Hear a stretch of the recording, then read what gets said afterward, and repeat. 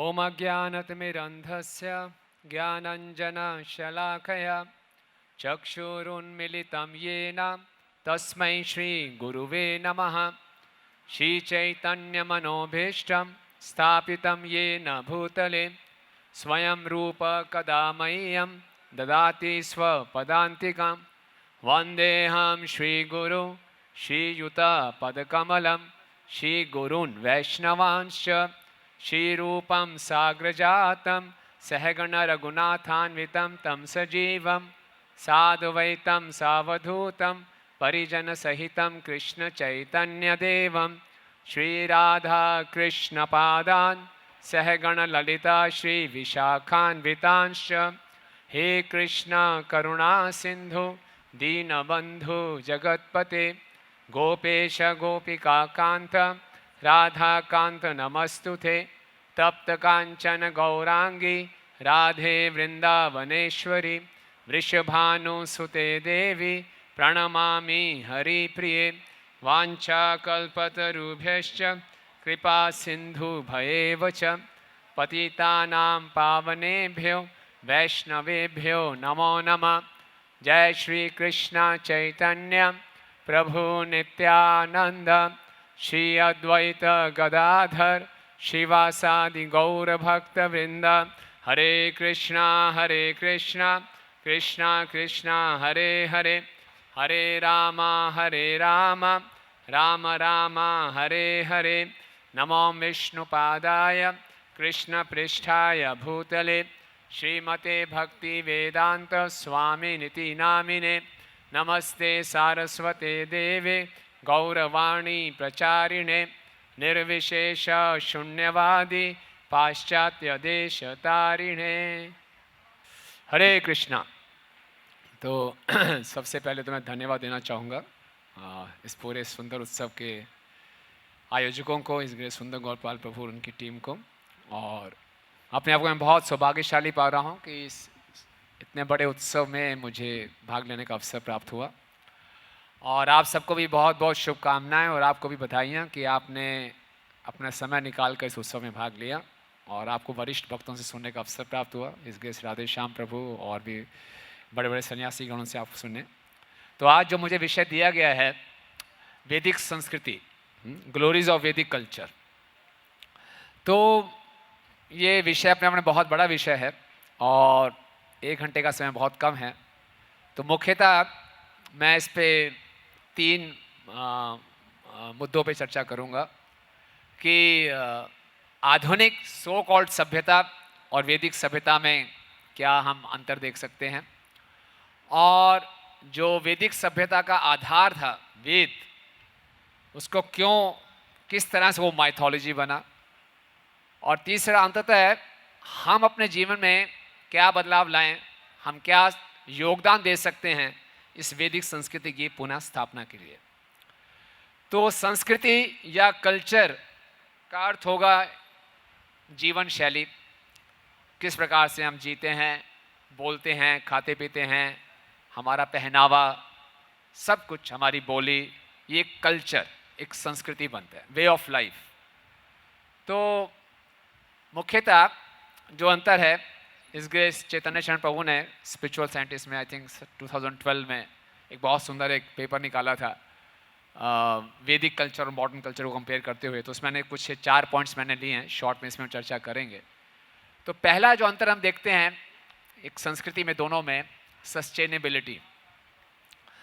Sustainability मतलब दिखने में आज की सभ्यता हमें लग सकता है बहुत उन्नत है, टेक्नोलॉजिकली बहुत एडवांस्ड है, और किसी भी देश की हमने संपन्नता को देखना है, प्रॉस्पेरिटी को देखना है, तो हमारे पास बहुत से पैरामीटर्स हैं, क्या पर कैपिटा ग्रोथ है, क्या जीडीपी है, इत्यादि इत्यादि बहुत से पैरामीटर्स हैं।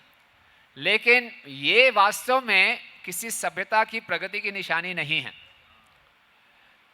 अगर श्रीला प्रभुपाद जब अमेरिका में गए और अमेरिका का उन्होंने बहुत वैभव और ऐश्वर्य देखा, तो प्रभुपाद ने तभी घोषणा कर दी थी कि ये सभ्यता ज़्यादा चलने वाली नहीं है, क्योंकि इस सभ्यता में इनबिल्ट ऐसा सिस्टम नहीं है कि अपने आप को सस्टेन कर सके लंबे समय तक।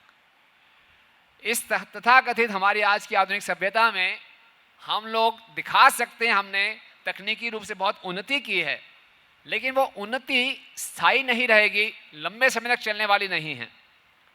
कोई बता सकता है ऐसा क्यों नहीं लंबे समय तक चल सकती? क्या दोष है आज के हमारे तकनीकी टेक्नोलॉजिकल एडवांसमेंट में? Any idea? हाँ, माइक देख, कुछ माइक का है सिस्टम पर? और वैल्यूज, ओके, यस, वैल्यूज नहीं है, मिशन, यस प्रभु।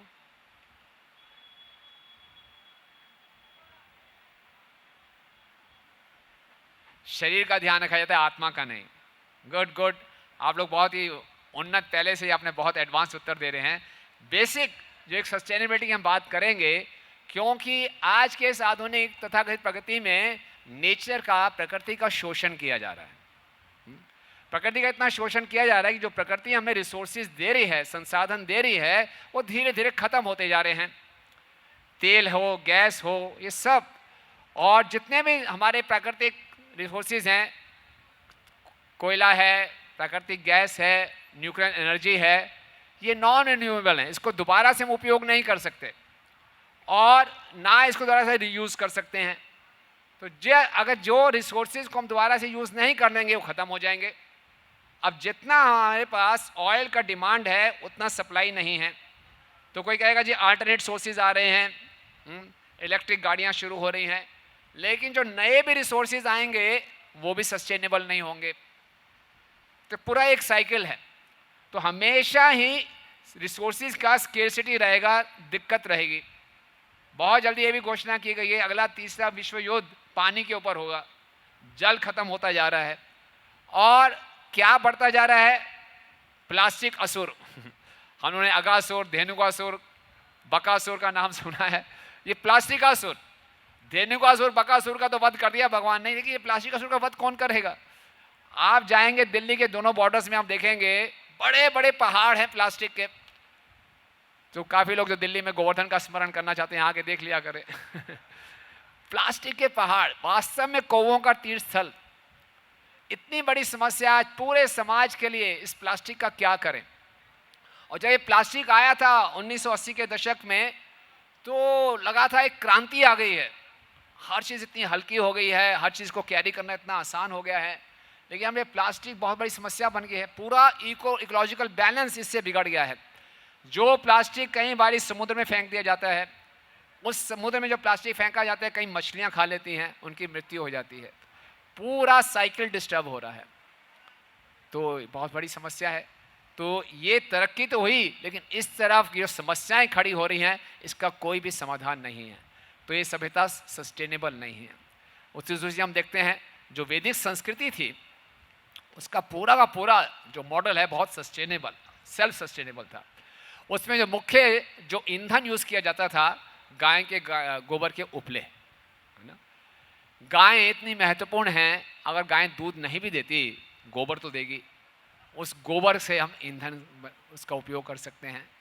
अगर उस गाय का हमने गोबर का ईंधन के रूप में उपयोग नहीं किया, तो इस गाय के गोबर को डिस्पोज करने के लिए इतनी शक्ति वेस्ट की जाती है, इसको धोलना, और ये अपने आप में ये एनर्जी है, उसको हम वेस्ट कर रहे हैं। और तभी वैदिक शास्त्रों में गाय के ऊपर विशेष ध्यान दिया जाता था। नमस्ते जय मनये, आप पढ़िए, गाय जी का ये गुणगान है। जतया उत ते नमे बालेभ्य सफेभ्यो रूपाघन्ये ते नमः। O mother cow, you deserve all protection. I offer my obeisances while you appear and after you appear in this world. I offer you my respects to your sacred body, to hairs on your body and to your hooves also. वैदिक संस्कृति में ब्राह्मणों की, गायों की, स्त्रियों की, बच्चों के और वृद्ध व्यक्तियों को विशेष ध्यान दिया जाता था। उनको विशेष सुरक्षा प्रदान की जाती थी। और श्रील प्रभुपाद कहते हैं, जिस समाज में गाय और बैल संतुष्ट हैं, प्रसन्न हैं, उसका मानव समाज भी संतुष्ट होगा। और प्रभुपाद कहते हैं, मूर्ख व्यक्ति इस इक्वेशन को समझ नहीं पाएंगे कि गाय और बैलों को संतुष्ट रख के मानव कैसे खुश रह सकता है। बोले मूर्ख व्यक्तियों के मस्तिष्क में बात समझ में नहीं आएगी। लेकिन इसको हम देख सकते हैं। ओके, और दूसरा दोनों में जो अंतर है, सरलता, सिंप्लिसिटी। आज के आधुनिक जीवन दिखने में हमने बहुत तरक्की की, लेकिन हम देखते हैं भारत में ही प्रतिदिन 371 आत्महत्या होती हैं, यानी कि 1 घंटे में 16 सुसाइड्स। 1780 गर्भपात एक दिन में, ये तो वो है जो रिकॉर्डेड हैं। और 5 करोड़ से ज़्यादा लोग अनएम्प्लॉयड हैं। तो ये किस प्रकार का ये सभ्यता है, आप देखिए। ये तो केवल कुछ तथ्य हैं। आज के समाज में हम देखते हैं विशेषकर युवाओं के पास कैरियर को लेकर इतनी चिंता है, क्योंकि कुछ ऐसे कैरियर्स हैं जिनको ग्लैमराइज किया जाता है। आज से 15-20 साल पहले हर बच्चा डॉक्टर या इंजीनियर बनना चाहता था। आजकल हर व्यक्ति युवा एमबीए करना चाहेगा। जिस प्रोफेशन को ग्लैमराइज कर दिया जाए सब उसी को लेना चाहते हैं। कोई ये नहीं देखेगा उसका स्वभाव क्या है, उसको क्या अच्छा लगता है, ज़बरदस्ती उसी फील्ड में जाना है क्योंकि इसी में वो धन कमा सकता है। तो इसमें इतनी एंग्जाइटी है। और पूरा का पूरा जो आधुनिक समाज है वो एक्सटर्नल्स पे ध्यान देता है, एक फैशन सेंट्रिक है। देखेंगे क्या फैशन हो रहा है, क्या पहनना क्या नहीं पहनना, इसी को लेकर बहुत एंग्जाइटी है। आज से 25 साल पहले जो हमारे बॉलीवुड के हीरोज़ थे वो क्लीन शेव थे, तो सारे क्लीन शेव रहते थे। आज क्रिकेट स्टार्स और फिल्म स्टार्स ने दाढ़ी रखी है तो सब दाढ़ी रखना चाहते हैं। अब जिन बच्चों की दाढ़ी नहीं आती वो एंग्जाइटी में है, उनको डिप्रेशन हो रहा है कि मैं दाढ़ी भी नहीं रख सकता। और इतना फैशन सेंट्रिक हो गए हैं। हर बड़े बड़े शहरों में आप जाएंगे, सबसे ज़्यादा कॉस्मेटिक इंडस्ट्री में जो पैसा कमा रहे हैं, हेयर इंडस्ट्री। जिनके बाल नहीं आते बेचारे हज़ारों रुपए खर्च करें एक बाल उगाने के लिए। आप जाएंगे, ईस्ट दिल्ली में जा रहा था, एक सैलून है, उसका नाम था हेयर प्लैनेट। पूरा ग्रह बना दिया हेयर बालों को उगाने के लिए। तो तरह तरह के, जिसके काले बाल हैं वो ब्लॉन्ड कर रहा है, जिसके सफ़ेद बाल हैं वो काले कर रहा है। इतना ज़्यादा फैशन को लेकर लोग कॉन्शियस हो गए हैं, इससे बहुत लोगों का जीवन कॉम्प्लिकेटेड होता जा रहा है। जबकि आप देखेंगे वैदिक उसमें वर्णाश्रम है, सादा जीवन उच्च विचार। वर्ण से हम अपने भौतिक जीवन को देखते हैं, आश्रम से हम अपने आध्यात्मिक जीवन को देखते हैं। और जिसको मालूम है मेरा वर्ण ये है, वो शुरू से उसी में ही प्रशिक्षण लेता है। कोई एक दूसरे से नकल मारने की आवश्यकता नहीं, अननेसेसरी कंपटीशन की आवश्यकता नहीं है। अपने अपने स्वभाव के अनुसार व्यक्ति को अपना व्यवसाय लेना है, उसमें वो संतुष्ट है। So simple. और आधुनिक समाज में स्त्रियों को लेकर तो अब देखिए, हम भारत की माता नहीं बनेंगे। माँ से आज़ादी, माँ की आज़ादी, बाप से आज़ादी, पुलिस से आज़ादी, पॉलिटिक्स करने की आज़ादी, प्यार करने की आज़ादी, सेक्स करने की आज़ादी, हाँ बोलने की आज़ादी, ना बोलने की आज़ादी, पढ़ाई करने की आज़ादी, आज़ादी आज़ादी आज़ादी। और फिर क्या है, मदर इंडिया नहीं बनेंगे, वुमेंस डे। और नारी मुक्ति मोर्चा के नाम पे नारियों का शोषण हो रहा है। वैदिक संस्कृति में स्त्रियों को बहुत सम्मान दिया जाता था और कहा जाता था कि जहाँ स्त्रियों को पूजा जाता है वहाँ देवताओं की पूजा होती है। लेकिन आजकल क्योंकि पूरा का पूरा जो आधुनिक समाज है, प्रशिक्षण है, शिक्षा है, वो केवल धन कमाने के लिए है। बेटी बचाओ बेटी पढ़ाओ, ये पाश्चात्य देशों में शुरू हुआ। पूरा कमर्शलाइजेशन, कैसे स्त्रियों से भी स्मोकिंग कराया जाए, ग्लैमराइज किया गया। आज भारत के भी बड़े बड़े शहरों में जितने पुरुष स्मोक करते होते हैं, स्त्रियां स्मोक करती हैं, उतना ही मदिरापान है। तो स्त्री को बच्चे का पहला गुरु, माँ जो बच्चे की पहला गुरु है, लेकिन क्या संस्कार दिए जाएंगे, क्या सभ्यता होगी, ये पूरा बेसलेस है एकदम, है ना। तो हम देख सकते हैं शास्त्रों में, मनुस्मृति में स्त्रियों की बहुत उच्च स्थिति बताई गई है। कोई पढ़ना चाहेगा आप में से? माइक है किसी के पास? यस, माइक लेके पढ़ सकते हैं। समन हैज माइक, कॉर्डलेस माइक दे सकते हैं पीछे के।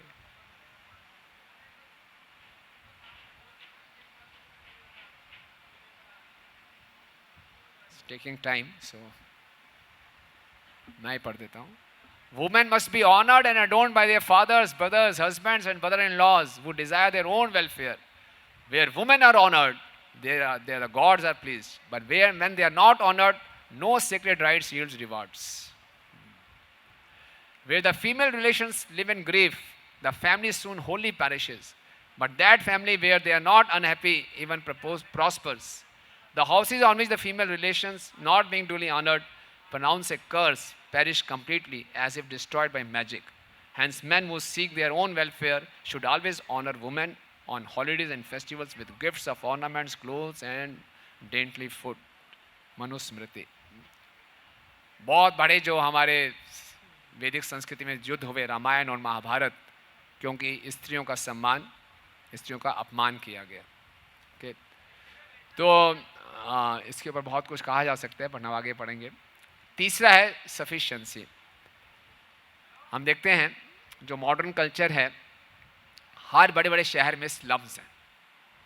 ये स्लम्स कहाँ से आए?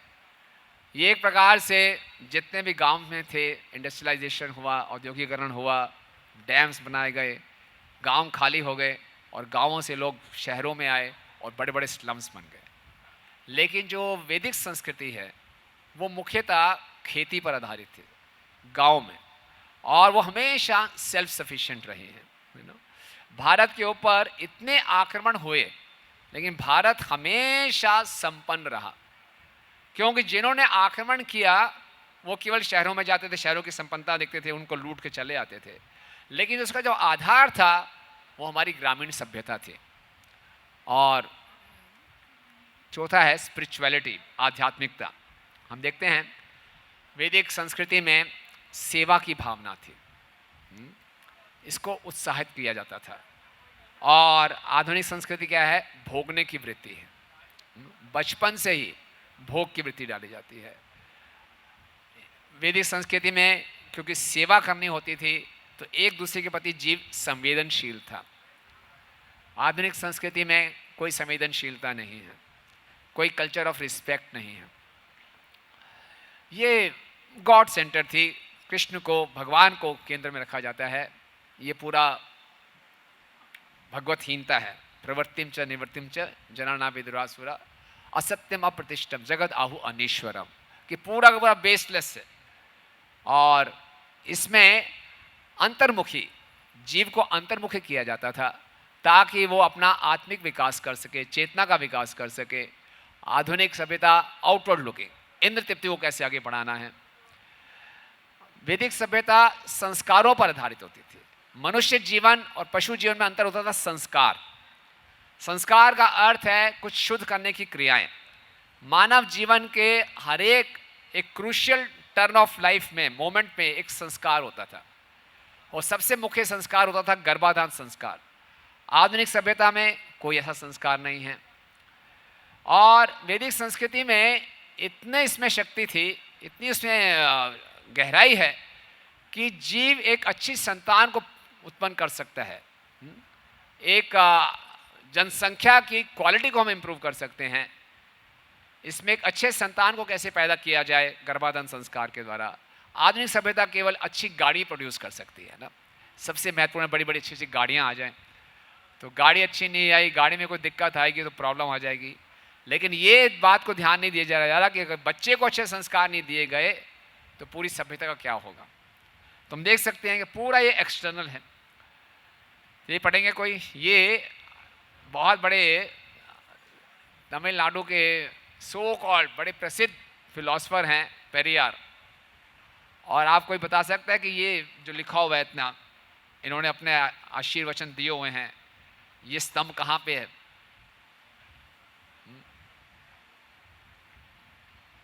श्रीरंगम में. ये तमिलनाडु में श्रीरंगम मंदिर के बाहर ही उनका एक बहुत बड़ा स्टैचू है, और स्टैचू के ऊपर ये लिखा है, There is no God. There is no God. There is no God at all. He who invented God is a fool.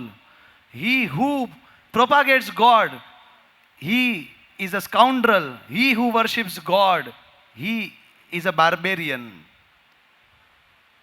Thanthai Periyar. Thanthai Periyar. आप देखिए ये श्रीरंगम मंदिर के बाहर एकदम इनकी स्थापना की गई है और सरकार ने लगाया उनको मंदिर के बाहर। तो क्या ये संदेश जा रहा है?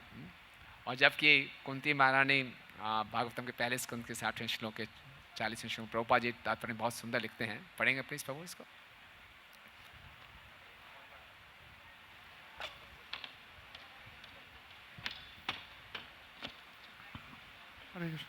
The flow of river waters, fertilizers the fields, and there is more than what we need. Minerals are produced in the hills and the jewels in the ocean. If the human civilization has sufficient grains, minerals, jewels, water, milk, etc., then why should it hanker after terrible industrial enterprises at the cost of labor of some unfortunate man? But all these natural gifts are dependent on the mercy of the Lord. अगर हमने कृष्ण को संतुष्ट कर लिया और कृष्ण की अध्यक्षता में पूरी प्रकृति चलती है तो प्रकृति मानव के साथ पूरा कोऑपरेट करेगी। लेकिन आधुनिक तथाकथित सभ्यता में क्योंकि भगवतहीनता है तो भगवान को संतुष्ट करने का कोई प्रयास ही नहीं है और नेचर को एक्सप्लॉइट किया जा रहा है। और इसी ढंग से हम देखते हैं कि वैदिक संस्कृति में कितनी संपन्नता थी। भागवतम के 10वें स्कंद में जब वर्णन आता है कि देवक ने अपनी पुत्री देवकी को जो दहेज दिया तो दहेज में क्या क्या था, है ना? तो क्या दिया उन्होंने बेटी को? he gave her a dowry of 400 elephants nicely decorated with golden garlands. He also gave 10,000 horses, 1,800 chariots, 200 very beautiful young maid servants fully decorated with ornaments. आज किसी की शादी होती है तो माता पिता अपनी बच्ची को गाड़ी दे सकते हैं 10 हार्स पावर की, 12 हार्स पावर की। यहाँ तो 18,000 घोड़े दे दिए क्या सभ्यता होगी आप सोचिए। और वो भी सजे हुए और साथ में 200 मेड सर्वेंट पूरे ऑर्नामेंटेड असली आभूषणों के साथ, इमिटेशन ज्वेलरी नहीं। इसी ढंग से दुर्योधन ने भी अपनी बेटी लक्ष्मणा को क्या दहेज में दिया था? 1260-year-old एलिफेंट्स, 1200 हाथी, 1,20,000 घोड़े, 6,000 स्वर्ण के रथ, आप सोचिए, और 1,000 made servants with lockets on their next. ये संपन्नता थी, ये संपन्नता देख सकते हैं। तो फाई हाइन जो चाइनीज़ एक बुद्धिस्ट पिलग्रिम थे जो कि भारत में आए थे, तो उन्होंने बताया था कि भारत में वास्तव में ये गोल्डन पीरियड था। क्या क्या देखा उन्होंने? कि government in India was very good, taxes were low, roads were safe with a very good discipline among the people. There were no criminals, no bribery, corruption among government officers. Officers were punished by the king with the amputation of the hands. People obtained medicines free of charge. There were free rest houses for travelers. Entire population was vegetarian. The universities developed. Famous Takshila grew with many students, and other universities were founded at Nalanda, Sharanath, Vallabhi. Some of the most famous scholars of these learning centers were in astronomy, Aryabhat, Varnamitra in mathematics, Brahmgupta in medicine, Virid Vagbhat. तो ये वैदिक संस्कृति के कुछ हमने differences देखे वैदिक और मॉडर्न में। पहला क्या था? सस्टेनेबिलिटी, दूसरा सिंप्लिसिटी, सफिशिएंसी और स्पिरिचुअलिटी। शिला प्रभुपाद जी भी अपने कन्वर्सेशन में बता रहे हैं, धन्य न धानवान, if you have grains you are rich, if you got cows then you are rich. क्योंकि एग्रीकल्चर मुख्य आधार होता था। अगर हमारे पास गायें हैं, हमारे पास अनाज है, तो हम धनी हैं। और ये बहुत सरलता होती थी। और प्रभुपाद जी कहते हैं कि पेपर इकोनॉमी नहीं होता था। पेपर इकोनॉमी एक बहुत बड़ा धोखा है। भागवतम के पहले स्कंद में ही प्रभुपाद ने प्रेडिक्ट कर दिया था कि ये जो पेपर इकोनॉमी एक दिन कोलैप्स होगी, और ये हुआ भी। अब हमने देखा कुछ साल पहले डिमोनेटाइजेशन हुआ। और इस वैदिक संस्कृति का जो आधार है ये वेद हैं। लेकिन दुख की बात क्या है, जब ब्रिटिशर्स भारत में आए, इन्होंने वेदों को क्या डिक्लेयर कर दिया? माइथोलॉजी। अब हम कुछ संक्षेप में चर्चा करेंगे कि इस माइथोलॉजी के पीछे क्यों इसको माइथोलॉजी किस ढंग से आई, मिथ बिहाइंड माइथोलॉजी। तो वेद जो है ये एक एटर्नल टाइमलेस विजडम है, ये सनातन है, ये अपौरुषीय हैं, ये भगवान की वाणी है। लेकिन दुर्भाग्यवश जब ब्रिटिशर्स भारत में राज्य करने आए तो एक बहुत बड़े षड्यंत्र के साथ भारतीयों का ही भारतीय संस्कृति से विश्वास काटने के लिए वेदों को माइथोलॉजी डिक्लेयर किया गया। बड़ी हैरानी की बात है, वेदों में सब कुछ दिया गया है, परा और अपरा विद्या दोनों। और अपरा विद्या यानी कि भौतिक विज्ञान भी बहुत उन्नत, हम कल्पना भी नहीं कर सकते। कई बार ऐसा लगता है कि इस कलयुग में टेक्नोलॉजी ने बहुत तरक्की कर ली है, लेकिन वेदों में जो टेक्नोलॉजी बताई गई है आज की टेक्नोलॉजी से बहुत उन्नत। श्रील प्रभुपाद जी भागवत में कई स्थानों पे समझाते हैं आज की जो युग है वो यंत्र युग है। अगर आप लड़ाई करने में जाएंगे बड़े बड़े टैंकर्स हैं, मशीन गन्स हैं, लेकिन आप पीछे द्वापर युग में ही देखेंगे महाभारत का युद्ध हुआ मंत्र युग। मंत्रों के आधार पे तीर छोड़े जाते थे, मंत्रों के आधार पे ब्रह्मास्त्र छोड़ा जाता था। तो वो बहुत सटल साइंस है। और ये विमान जो देखेंगे तरह तरह की जो पूरा साइंस ये पूरे वेदों में बताया गया है। और पढ़ेंगे प्लीज इसको कोई, where's the mic?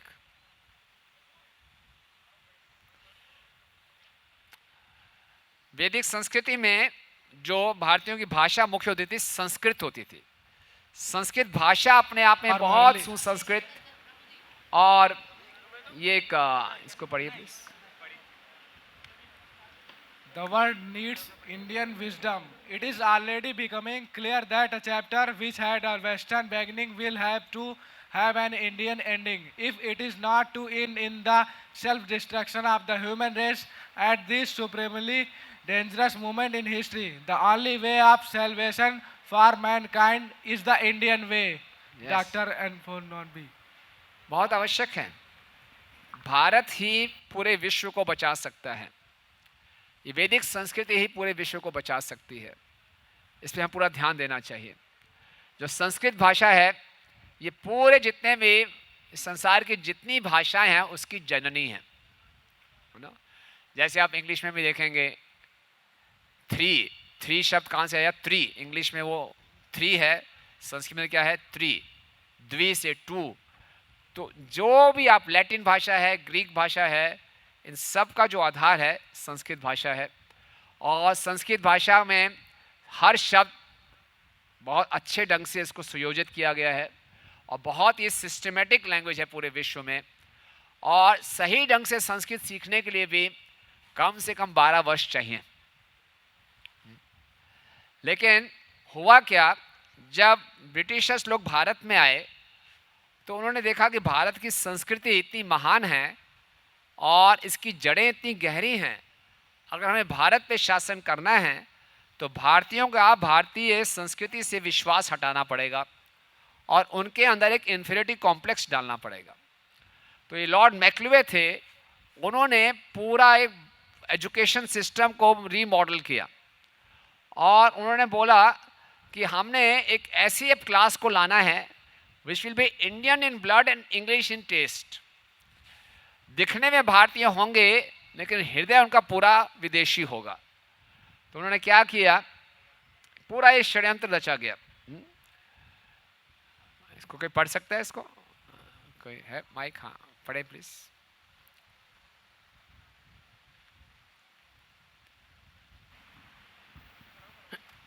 Our English school are flourishing wonderfully. The effect of this education on the Hindu is prodigious.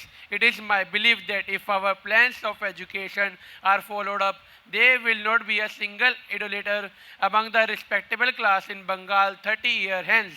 And this will be effected without any effort to proselytize, without the smallest interference with religious liberty, by natural operation of knowledge and reflection. I heartily rejoice in the project. इन्होंने ऐसा किया कि पूरे भारत में पूरा education system change कर दिया और ऐसा दिखाया, जो ब्रिटिशर्स आए उनका ये मानना था कि पूरे विश्व में सबसे ज़्यादा सभ्य लोग वो हैं और वो भारत में आके भारतीयों को सभ्य बनाएंगे। और क्या किया, अंग्रेज़ी भाषा को इंट्रोड्यूस किया, वहाँ के एजुकेशन सिस्टम को इंट्रोड्यूस किया।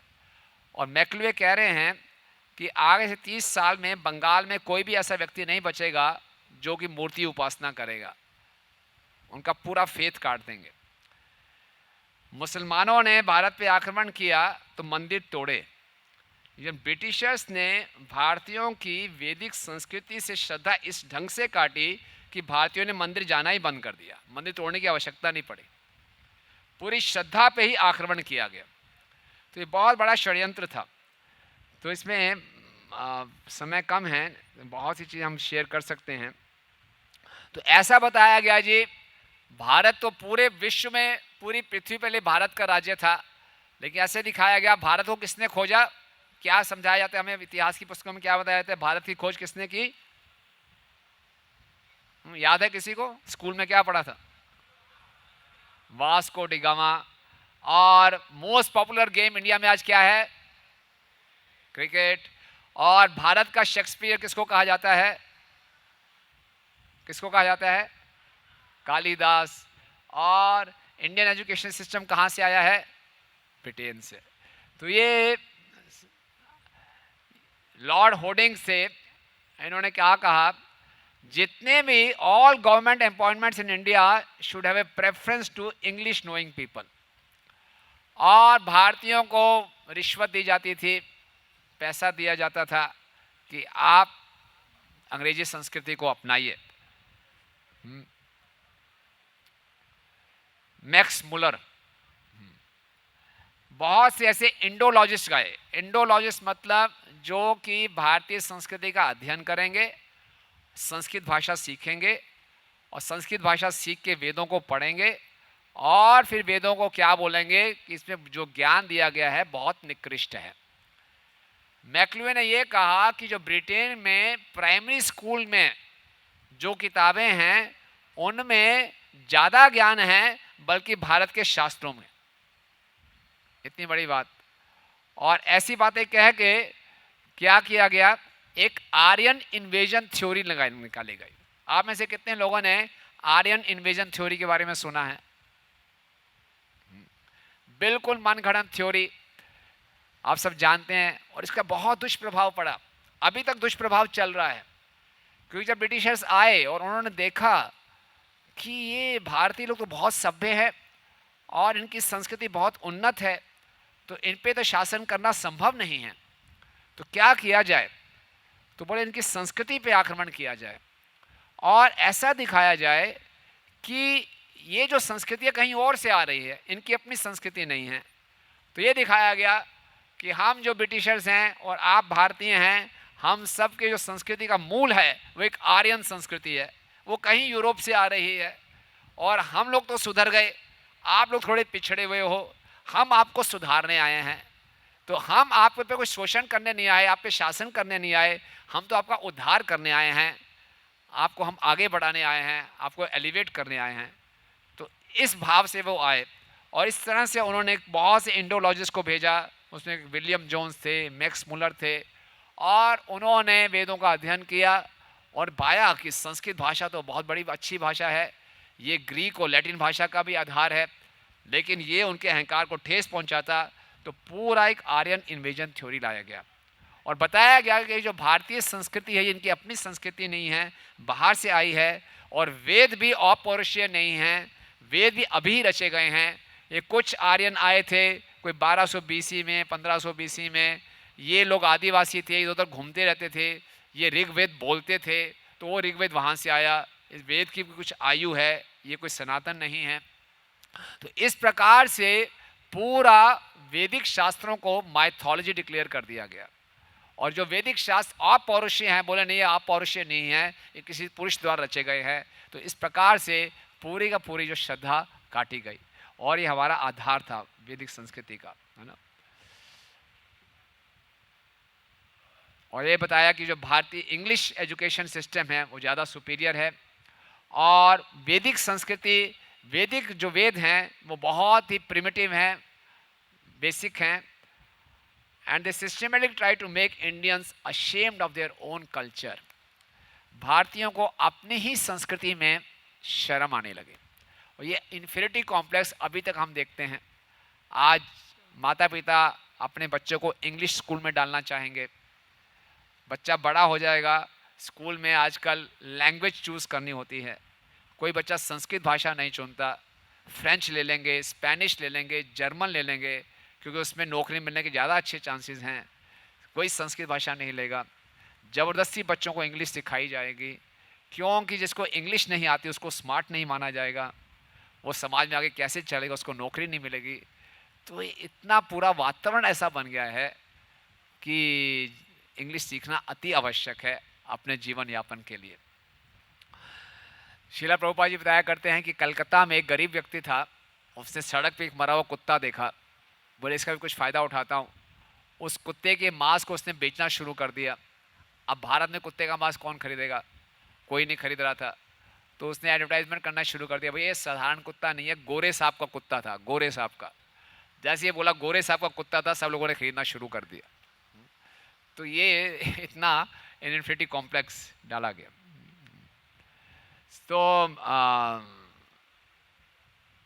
कैसे आर्यंस आए, और क्यों बोला कि आर्यंस सभ्यता उत्कृष्ट थी, और भारत में भी आर्यंस आए। जो मूल भारतवासी थे वो दक्षिण भारत के लोग थे, उनका वर्ण काला था, और ये जो उत्तरी भारत में आए, पंजाब की तरफ से आए, ये आर्यंस वहाँ से आए मिडल यूरोप से, और इन्होंने पे आक्रमण किया। और इस ढंग से यूरोप के हर कंट्री ने कहना शुरू कर दिया कि जो आर्यन सभ्यता हमारे से शुरू हुई। और उस समय जो हिटलर थे उसने बोला अरे क्योंकि आर्यन सभ्यता ने पूरे विश्व पे रूल करना है, और तो हम नाजी जो जो आइडियोलॉजी थी वो उन्होंने आर्यन आइडियोलॉजी मान ली, और जो स्वास्तिक का चिन्ह हिटलर ने स्वीकार किया।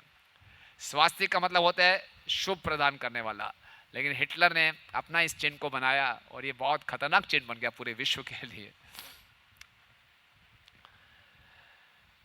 तो ये क्या कह रहे हैं, now after ages the two branches of the great Aryan ancestry have again been brought together by the providence by establishing British rule in India.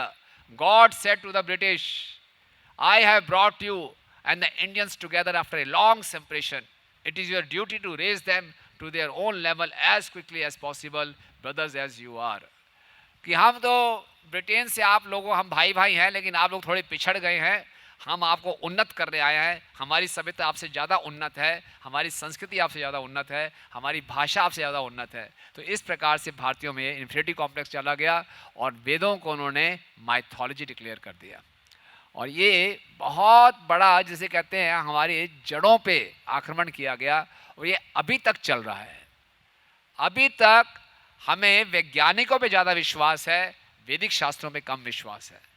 ये बहुत बड़ा दुर्भाग्य है। आप जनसाधारण में जाएंगे तो लोग वेदों को, भगवत गीता को बोले क्या है, किसने लिखा है, मनुष्य ने लिखा है, तो इस पर पूरा विश्वास नहीं करते, जो कि हमारे जीवन का मुख्य आधार है।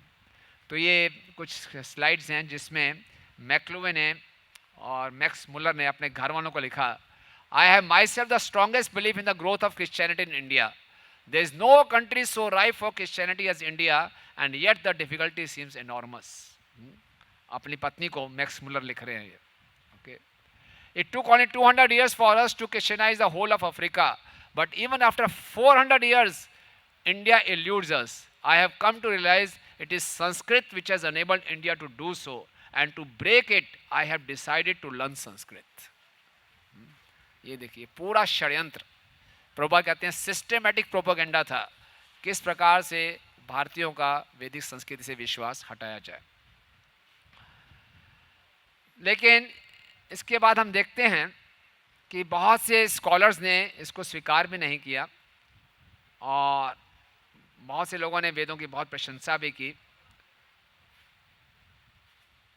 ये एक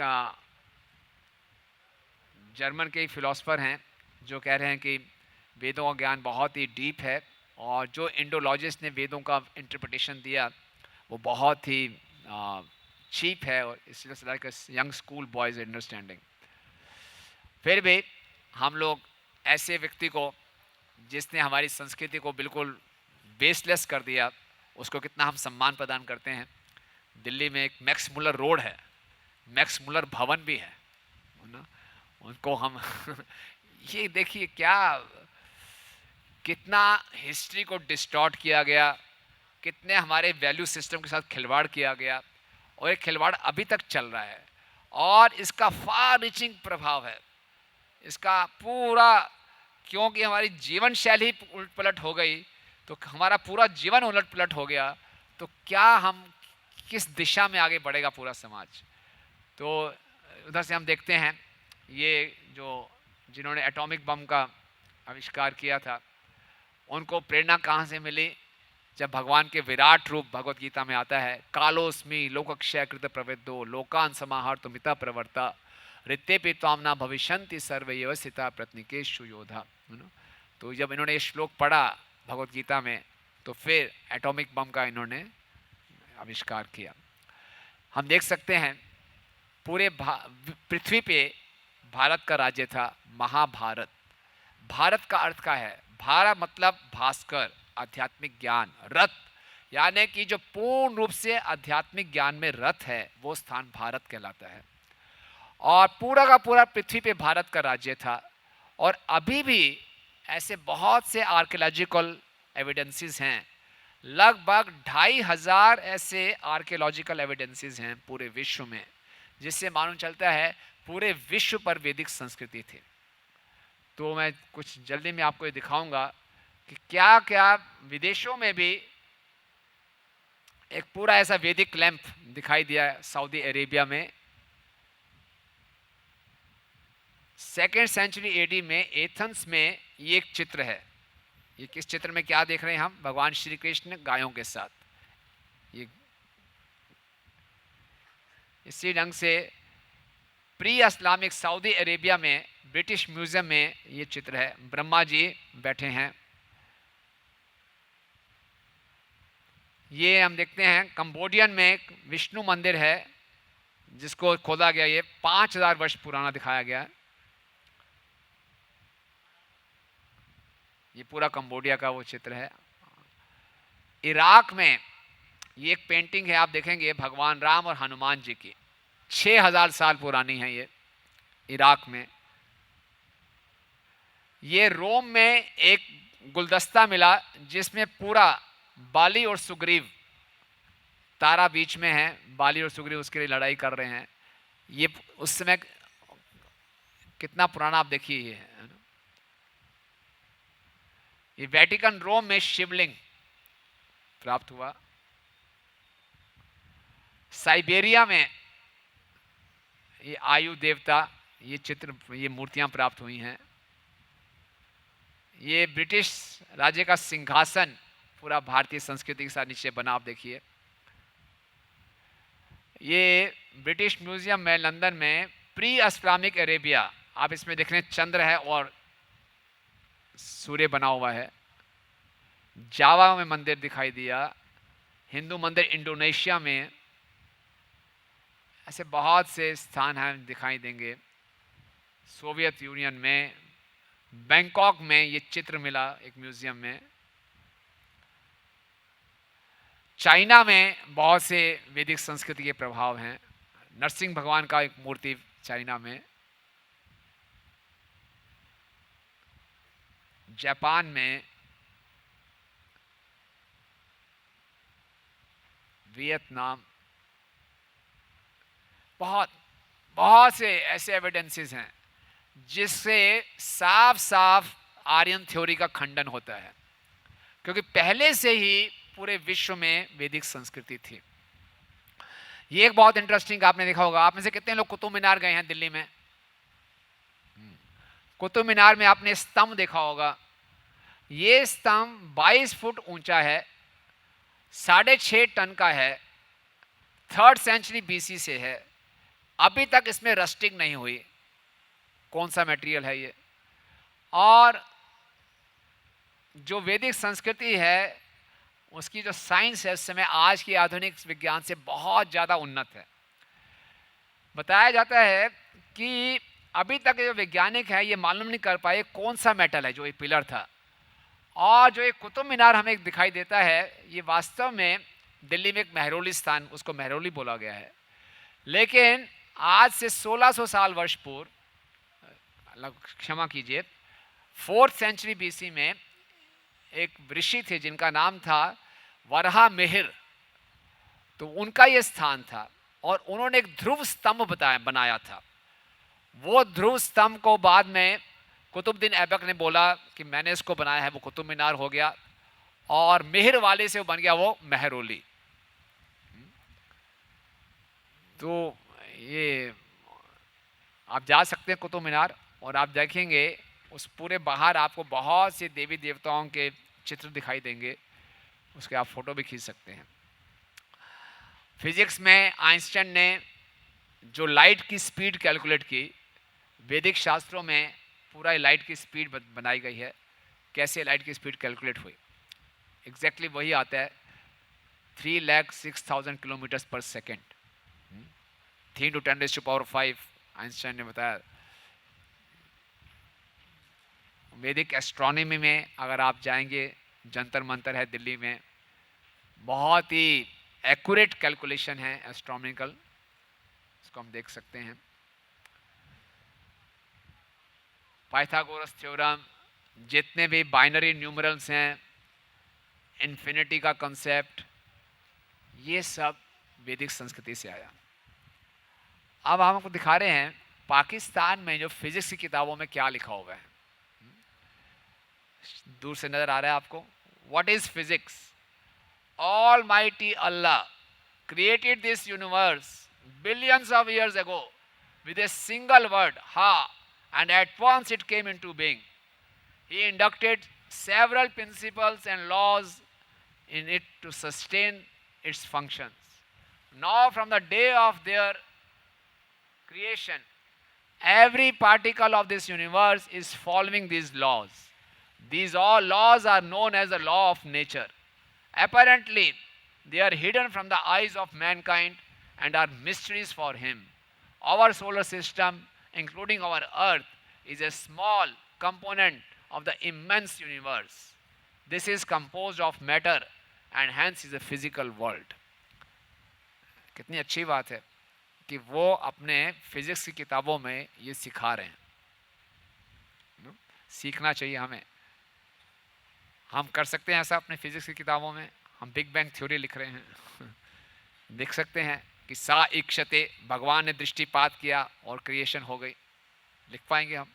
तो ये हम देख सकते हैं। और ऐसा नहीं सोचना चाहिए कि आज हमारे समाज में बहुत एडवांस यूनिवर्सिटीज़ हैं, ऑक्सफोर्ड यूनिवर्सिटी है, ये यूनिवर्सिटी है। वैदिक संस्कृति में नालंदा, वल्लभी और सोमपुरा, बहुत सी ऐसी यूनिवर्सिटीज़ थी। बहुत सी, चाणक्य, चरक, जीवक बहुत बड़े सर्जन थे। जीवक के विषय में बताया जाता है उन्होंने बहुत सी सर्जरीज की, है ना। ये कोई पढ़ सकता है? Someone can read this? Mic है किसी के पास? Jivak. It is said that Jivak, a Takshashila alumnus, cured Emperor Bimbisar of fistule and as a result was appointed a physician to the king and to the Buddhist Sangha. He is also credited with curing King Pradyut of Ujjaini of jaundice. Jivak was noted to be a skilled surgeon. A case has been described where a merchant suffering from a head disease was treated by Jivak by tying the patient to his bed, cutting through the skin of his head, drawing apart the flesh on each side of the incision, pulling two worms out of the wound, then closing up the sides of the wound, stitching up the skin on the head and anointing it with salve. He is also said to have successfully cured cases of twisted intestines. तो हर प्रकार का complicated surgery भी पहले होता था, तो ये इसके भी कुछ प्रमाण हैं। और ये सब भास्कर आचार्य बहुत बड़े आचार्य रहे, बहुत सी यूनिवर्सिटीज़ भी थी और स्त्रियों को भी शिक्षा प्रदान की जाती थी। सरस्वती देवी तो हाँ विद्या की देवी हैं ही हैं, और पति और पत्नी दोनों मिलकर यज्ञ करते थे, और कुछ यज्ञ केवल स्त्रियां भी करती थी, जैसे कि अथर्ववेद में ऐसा वर्णन आता है। तो शिला प्रभुपाद जी कह रहे हैं आधुनिक सभ्यता क्या है. They work very hard in office or factory, and again they spend 3 or 4 hours in transportation returning home. Then they retire at 10 o'clock and again rise early in the morning to go to their offices and factories. This kind of hard labor is described in Shastra as the life of pigs and stool eaters. और इसी को आधुनिक सभ्यता है. प्रभुपाद कहते हैं factory is another name of hell. ये सारे उग्र कर्म हैं और इसी को हम प्रगति के लक्षण मान रहे हैं. तो पूरे के पूरे हमारे इतिहास को किस प्रकार से डिस्टॉर्ट किया गया. भारत पे मौर्यों ने भी शासन किया, चालुक्यों ने भी, चोला डायनेस्टी भी रही, पांड्या एम्पायर भी रहे, लेकिन हम पूरी हिस्ट्री में क्या पढ़ते हैं कि मुगल्स कितने महान थे. इनका वर्णन बहुत कम जगह आता है. पूरा education, a godless civilization created towards the so-called advancement of education is more dangerous than a civilization in which the masses of people are less educated. ये बहुत समझने की बात है. तो अब हम चर्चा करते हैं कि किस प्रकार से हम इस वैदिक संस्कृति को रिवाइव कर सकते हैं. ये एकदम तो संभव नहीं होगा, लेकिन कम से कम हम इस जड़ को पहचाने कि किस प्रकार से हमारी संस्कृति पे से श्रद्धा को कितने सिस्टमेटिक तरीके से काटा गया और इसका कितना प्रभाव हम इसका महसूस कर रहे हैं. तो दोबारा से इसको रिस्टोर करना भी हमारी जिम्मेवारी है. श्रील प्रभुपाद जी भगवद्गीता के 4th अध्याय के पहले चैप्टर के इस तात्पर्य में लिख रहे हैं, human life is meant for cultivation of spiritual knowledge in eternal relationship with the supreme personality of godhead. And the executive heads of all the states and all the planets are obliged to impart this lesson to the citizen by education, culture and devotion. शिक्षा के माध्यम से, भक्ति के माध्यम से और संस्कृति के माध्यम से हमने प्रचार करना है. शिक्षा के लिए हम बहुत कार्यक्रम करते हैं, स्कूलों में जा रहे हैं, कॉलेजेस में जा रहे हैं, हमारे मंदिरों में भी अलग अलग सेमिनार्स होते हैं, हम शिक्षा प्रदान करते हैं. भक्ति के लिए हम हरिनाम संकीर्तन निकलते हैं, पुस्तक वितरण इत्यादि करते हैं. लेकिन मुख्यतः जो प्रचार प्रभावशाली होगा संस्कृति के माध्यम से. संस्कृति कैसे कि जो हम भागवतम में पढ़ रहे हैं उसको अपने जीवन में उतारें, अपने जीवन शैली में लाएं. तो हम अपनी जीवन शैली में लाएंगे तो इस संस्कृति बनेगी, लोग इसको एक्सेप्ट करेंगे. कितनी सुंदर बात है. आज मुझे बताया गया कि यहाँ पे वर्ल्ड रिकॉर्ड स्थापित हुआ. एक साथ 5000 युवक धोती कुर्ता में. हरि बोल. आप सबके लिए ग्रेट हरि बोल, हरि बोल. वास्तव में ये वर्ल्ड रिकॉर्ड है. काफ़ी साल पहले हमें याद आ रहा है कि दिल्ली में रथ यात्रा थी लाल किला में, तो पंडाल कार्यक्रम में his holiness Gopal Krishna Swami Maharaj lecture दे रहे थे. तो बोले थे हमें ऐसा प्रचार करना चाहिए कि कनॉट प्लेस की एक एक दुकान पे बीट बैग बिके. लोग बीट बैग खरीदने जा रहे हैं, हर दुकान में बीट बैग मिल रहा है, तिलक मिल रहा है, इसकी डिमांड इतनी बढ़ जानी चाहिए. ये हमारी जीवन शैली में हमें लाना है. हमें शर्माना नहीं है कि हम तिलक लगा के बाहर जा रहे हैं, धोती कुर्ता डाल के बाहर जा रहे हैं. तो भागवतम इज फॉर खाली प्रीचिंग नहीं है. अक्सर होता क्या है, Bhagavatam is for preaching and life is for living. नहीं, Bhagavatam is for living and life is for preaching. जो हम भागवतम पढ़ रहे हैं उसको हमने जीना है और फिर अपने आप प्रचार होगा. श्रील प्रभुपाद श्रीमद् भागवतम के आमुख में, प्रीफेस में बहुत सुंदर बात लिख रहे हैं. Srimad Bhagavatam will fill this need for it is a cultural presentation for the respiritualization of entire human society. इससे पहले प्रभुपाद जी लिख रहे हैं कि आज के समाज ने बहुत तरक्की तो कर ली है, but there is some pin prick in the society. कहीं ना कहीं कुछ कमी है, पिन कहीं चुभ रहा है. लोगों को मालूम नहीं इतने तरक्की करने के बाद भी हम संतुष्ट क्यों नहीं हैं. तो प्रभुपाद कह रहे हैं श्रीमद् भागवतम इस आवश्यकता को पूरा करेगा. और भागवतम किस लिए है? For the is a cultural presentation. ये सांस्कृतिक प्रस्तुतिकरण है पूरे मानव समाज को पुनः आध्यात्मिकरण करने के लिए. तो अब भागवतम को हम पढ़ें, समझें, जीवन में उतारें, तो इससे पूरे समाज में एक सांस्कृतिक क्रांति आएगी और उससे हम इस वैदिक सभ्यता को ला सकते हैं. श्रील प्रभुपाद जी लिख रहे हैं श्रीमद् भागवतम के पहले स्कंद के 5वें अध्याय के 11वें श्लोक में के तात्पर्य में तत्वाग विसर्ग जनताग विप्लव, है ना, किस प्रकार से भागवतम लोगों के जो दिशाहीन समाज है उनके जीवन में क्रांति लाएगी। Systematic propaganda, systematically there is a propaganda by a section of people to stop glorification of the name and fame of Supreme Lord. Therefore there is a great need for disseminating the message of Srimad Bhagavatam all over the world.